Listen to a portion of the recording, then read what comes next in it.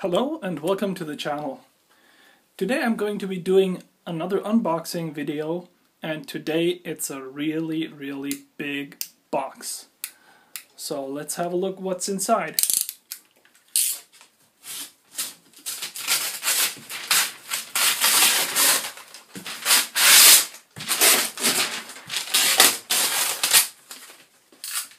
Inside the box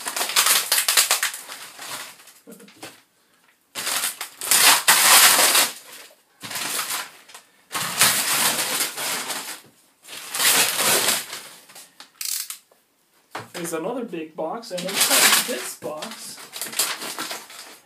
is the all-new Malyan M180 Desktop 3D printer, courtesy of HobbyKing.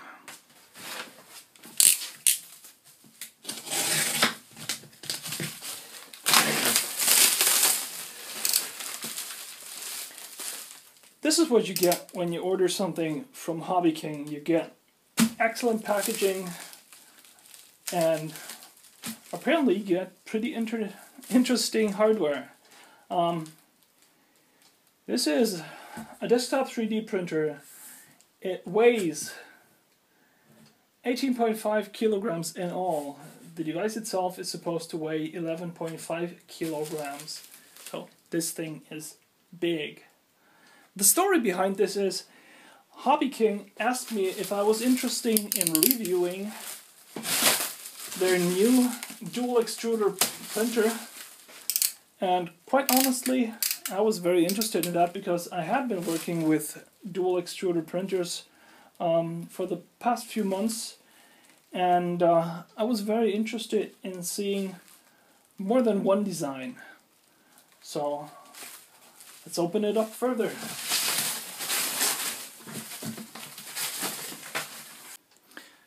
So once again, the packing is excellent. There's actually nothing that you could do better about this. There are wooden boards protecting what's in the box. There's loads of foam. Everything is packed up and foiled twice. There's a manual. Malyan, doesn't even say which type of printer it is.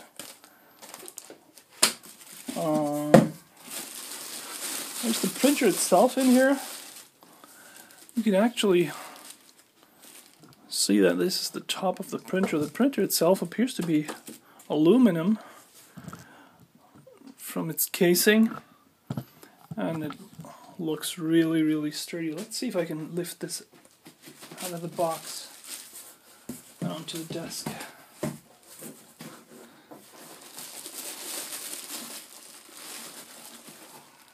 Oh. Yeah. Nope. Okay, it was a bit heavier than I anticipated. It says on the label back here, Malyan 3D printer model M180.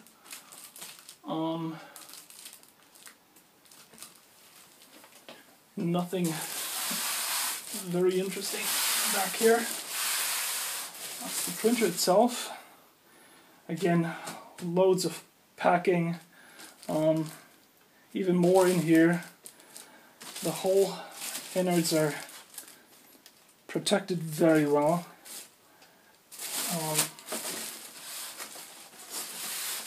And it is really heavy. Really heavy. Let's see if we can take this off.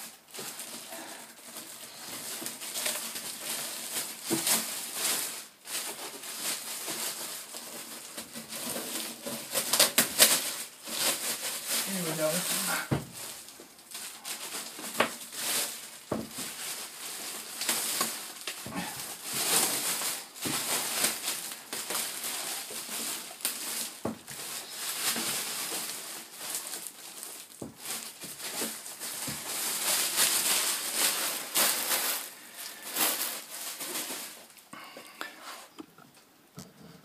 Whew.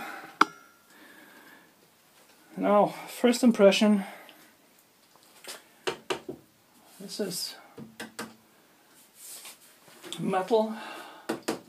Sides here are plastic.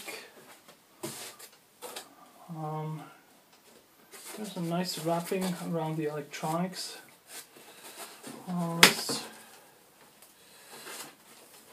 This might be complicated to get apart. There we go. Here we have a dual extruder. We have a power cord, European plug,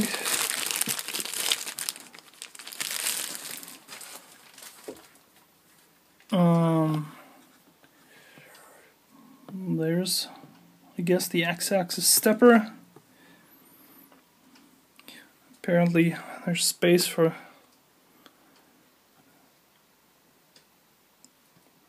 some more.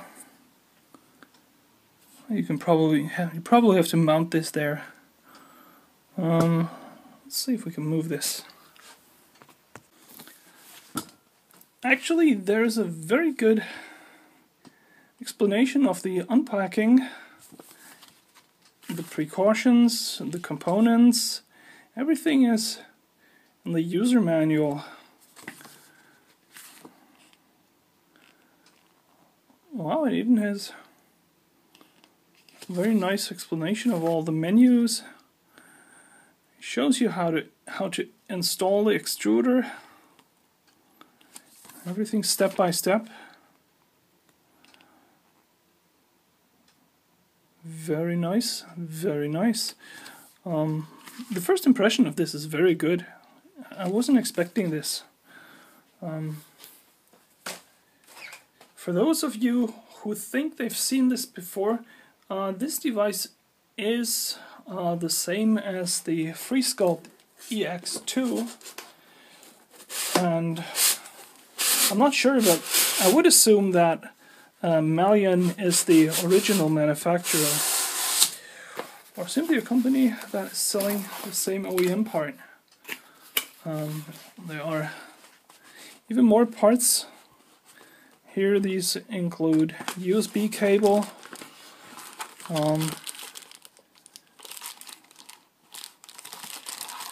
these are for the filament spools, and apparently some parts that belong to the outer casing. Let's continue with the printer itself.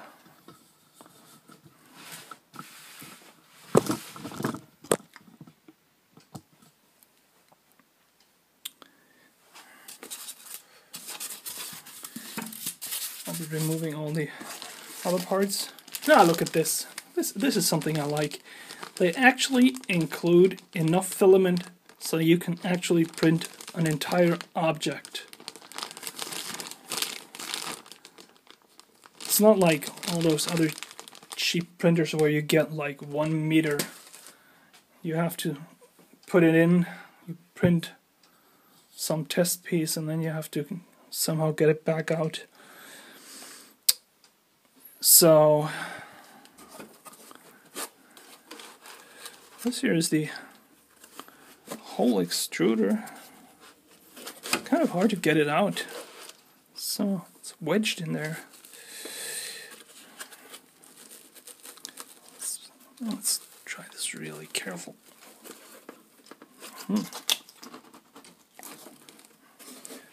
I have to work my way down there. The packing is so good. I can't actually move anything in there without taking other stuff out first.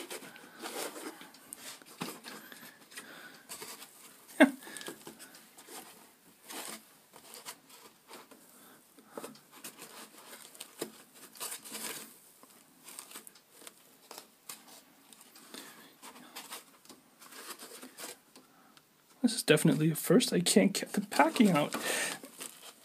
And I want to be really careful because the Z-axis is right back here, and the Z-axis drive. X and Y-axis motors are over here, so you can't really do a hard pull on these things. You have to be really careful.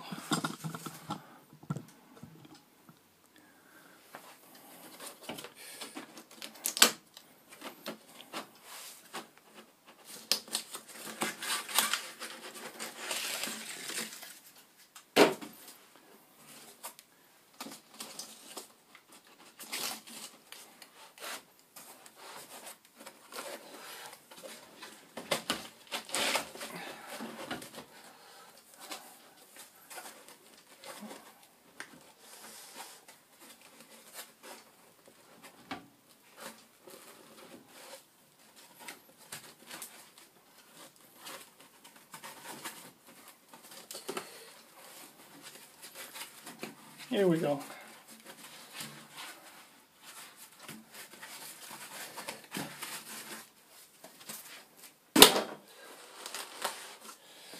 Now we can look at the extruder.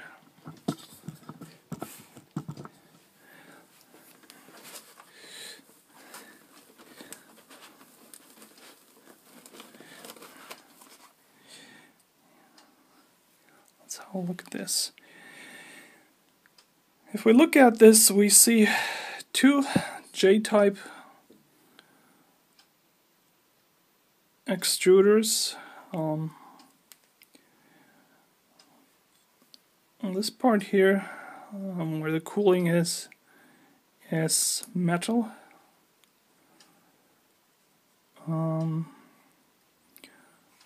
There are two mounts for PTFE tubes, or for seems to be pressured air tubes.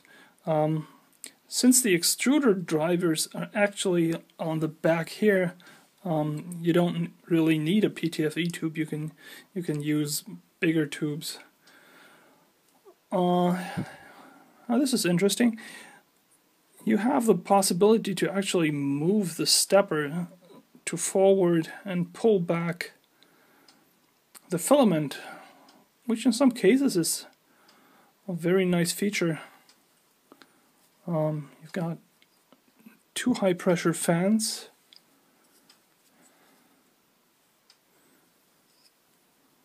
I can't actually see where they are venting the air because it's closed up under here.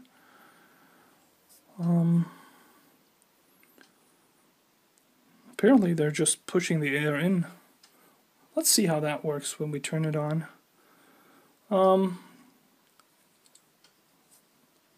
I would estimate that these are 40-watt heaters, and these are probably 0.4 millimeter nozzles.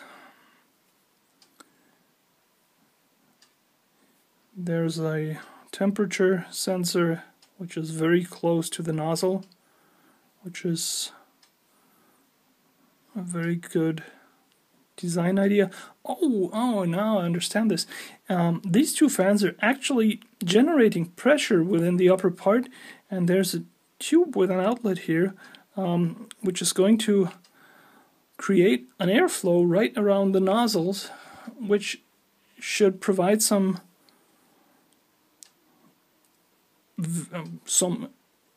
cooling to the filament, so you don't have that much warping.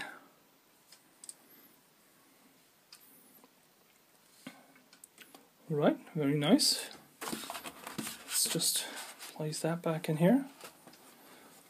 Let's see if we can remove some more packing here. There's more packing over on this side.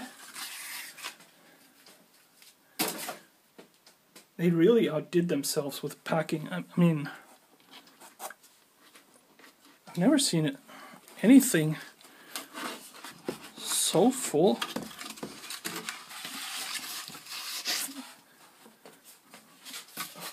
packaging material.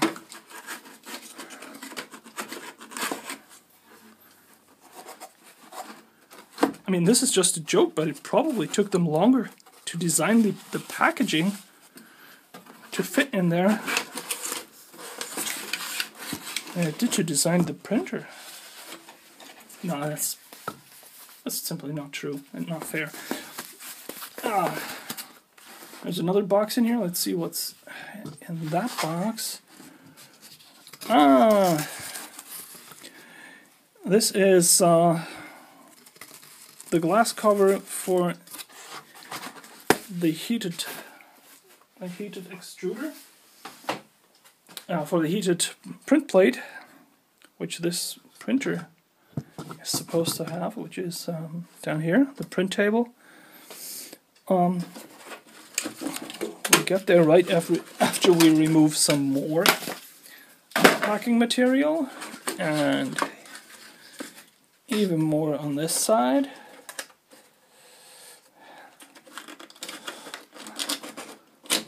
Okay, I understand this.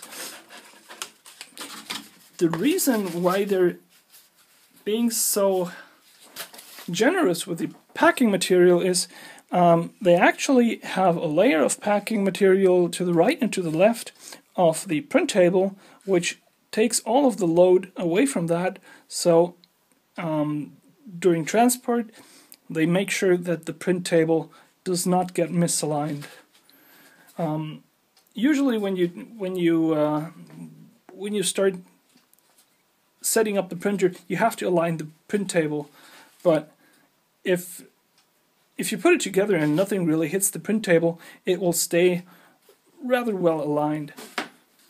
And I think that's kind of a good idea. Okay, let's see if we can see anything more. I've got the print table down here. The setup is actually, there is an X and Y axis drive to the extruder, and the print table is only moving in the up and down direction. That's fairly standard. Let's continue. Down here is a steel threaded rod with a nut at the bottom. This is 8 millimeters. I would say it's about 1.5 millimeters per revolution. There's a optical end switch at the top here. Looking at the x-axis, this is a pretty standard drive belt system. They make use of one of these little tensioners. That's okay. There is one stepper for the y-axis movement. This one pulls the x-axis sled on both sides. This is also very simple but sturdy. And the x-axis stepper is actually mounted right here on the side. It features a manual end switch, no optical. This is just a standard switch. And so does the y-axis. That's also a standard micro switch. But there's nothing wrong with that. I haven't been able to move the print table yet. There's some more anti-vibration and packing material under here, and I'm going to try to raise this a little bit, and then I'm going to take the user manual and I'm going to figure out how to mount the extruder and how to set everything up, and then we're going to have a look at the back of the printer. Mounting the extruder in place is ridiculously easy. Included is a bag with all the required nuts, bolts, washers, and hex wrenches, and the actual fixing of the extruder is done by placing the extruder over its mount and just threading two very large screws into their holes and tightening down these two screws with a hex wrench and with two nuts from the bag I just showed you. So this is really super easy. When those screws are mounted, you can actually use these two spring-loaded screws to make sure that the right extruder and the left extruder are at the same height by just leveling the extruder to the bed. That's a pretty good idea, and I've seen other printers that were much more expensive where it was quite a hassle to get both extruders to the same level. So this is a definite plus for this printer. Looking from the underside at the extruder, you can actually see that the airflow generated by the two fans is channeled right through the nozzles and by the print. This will probably provide quite an amount of cooling to the filament at the instant that it has left the extruder, which usually works very well to counter warping. But we'll have to see that once we print. You can also see the linear ball bearings down here and a fair amount of grease in there. The height and angle of the print bed is set using these three lead screws. The print bed itself is held in place by three springs, so if you ever run into the situation that you run into an existing print or that the extruder runs into the print bed, it can actually press down without damaging anything, which is a pretty good design decision. Now let's have a look at the back of the printer for a moment. On the back we only have the power connector, we have an on and off switch. I really like that. A lot of printers don't have that. I don't know why. I think it's a safety thing. And it's very convenient, of course, that you don't have to unplug and plug the printer all the time. We've got the PTFE tubes, which are fairly big. They go in here and then connect to the extruder. We've got a mount in the back of here where we can put the filament spool holder, and I'm going to set that up and then we'll have a look at it.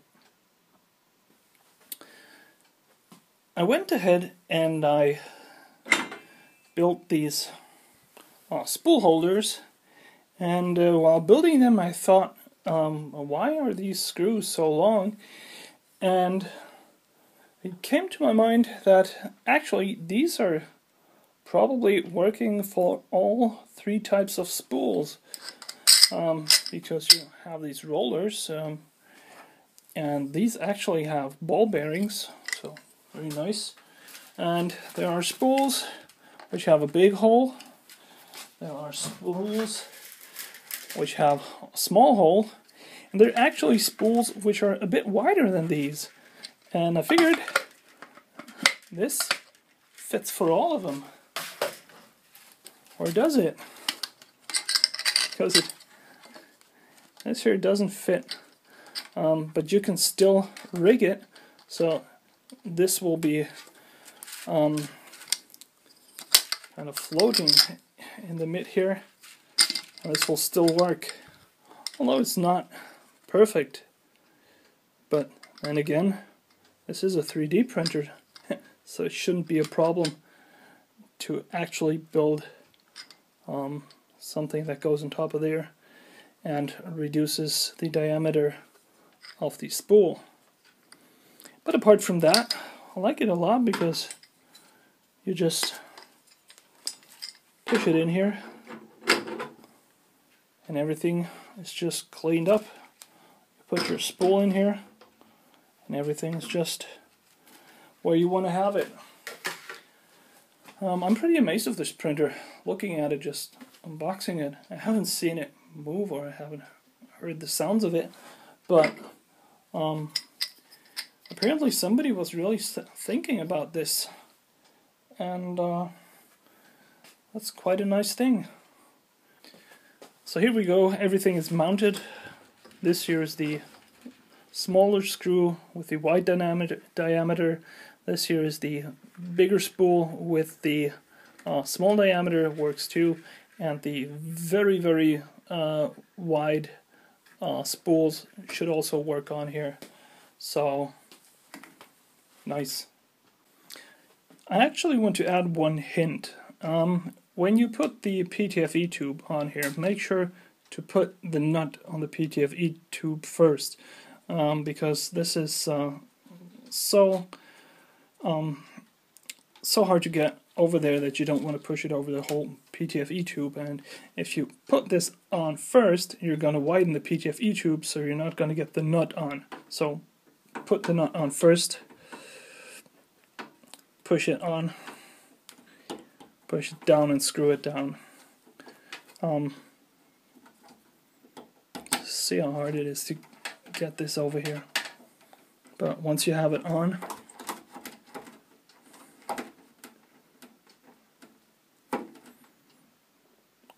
you can just tighten this using your fingers. You don't actually need to put a lot of force on there, because there's not going to be a lot of pressure from the PTFE tube to the nut.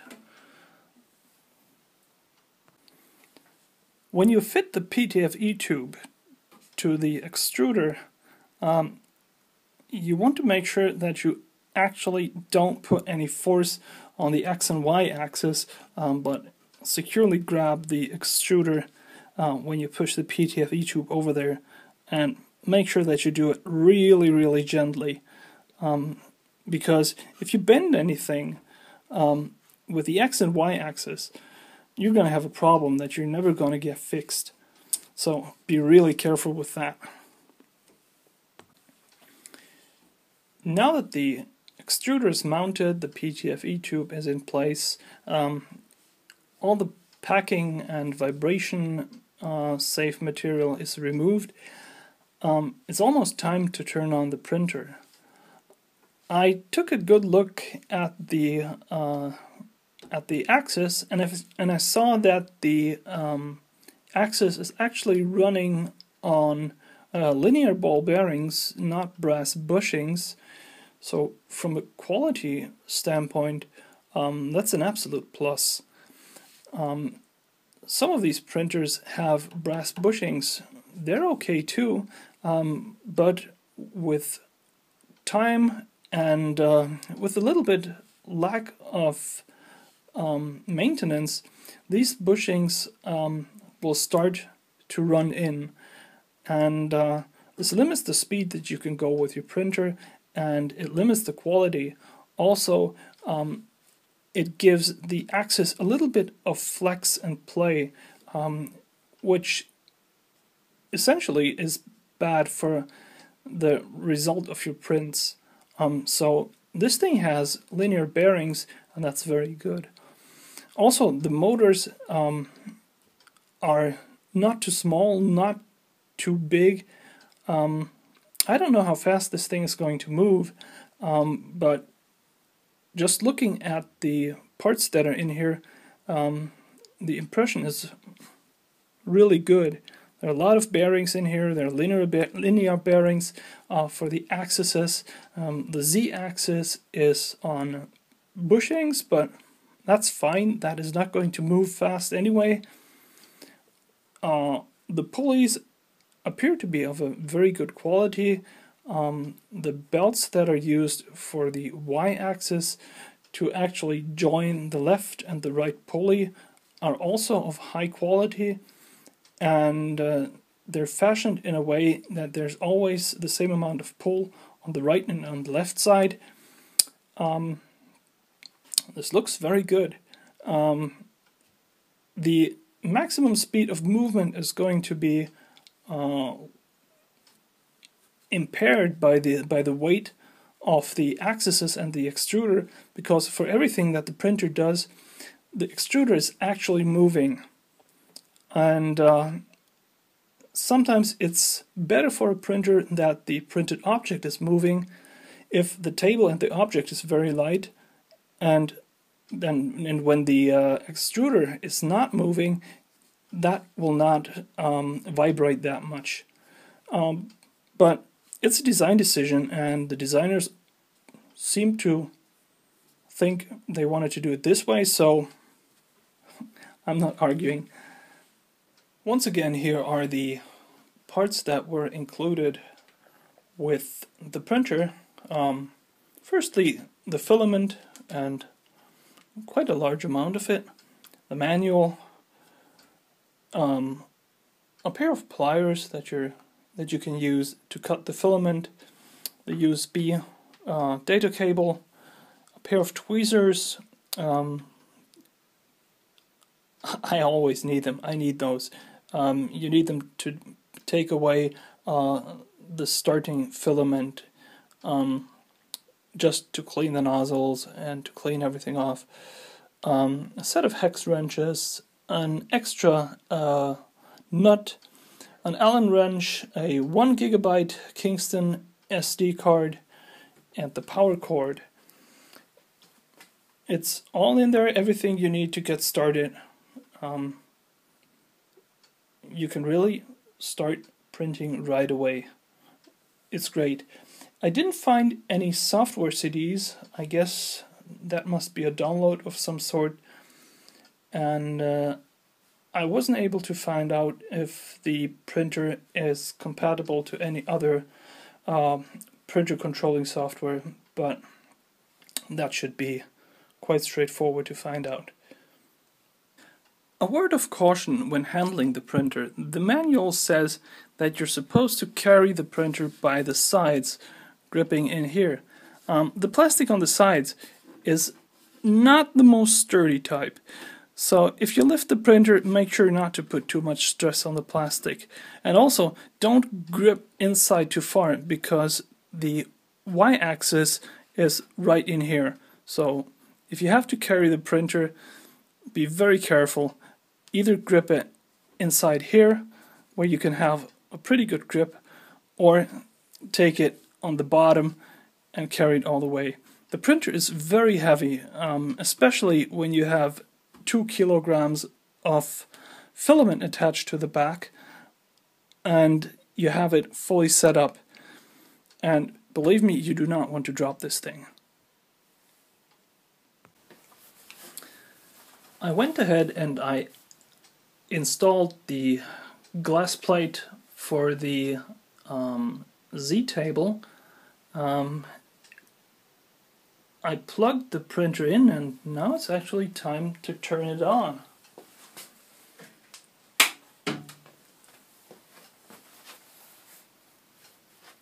As you can see, the build area is actually illuminated. I didn't know it would have that, and I like it. The LCD came to life, and apart from that, nothing happened. So it's not doing any initialization or homing movements, which is okay.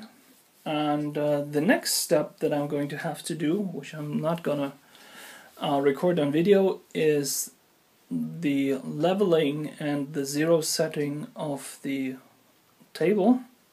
I'm not gonna record it because it's quite the fiddly thing. And you don't actually see a lot. And after that, I'm going to do a review video of the printer, but that's going to take some time because I want to get to know it first.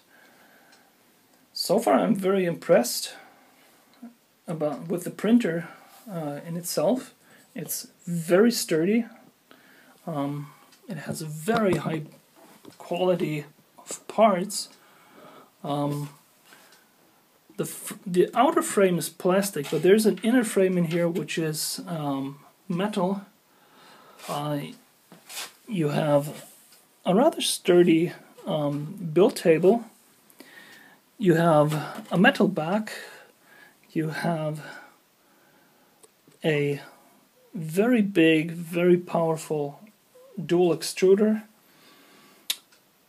You have linear bearings, you've got a good build concept, what the motors and axes are concerned, and also the general impression is very good, and the packaging was just amazing. I mean, I have never had so much packaging in one printer, and I do have a few of them. But this is a first. Thank you for watching, and I hope that you're gonna watch the next video, which will be the review of the Malyan Desktop 3D printer, courtesy of HobbyKing, and I'm very grateful that they sent me this printer.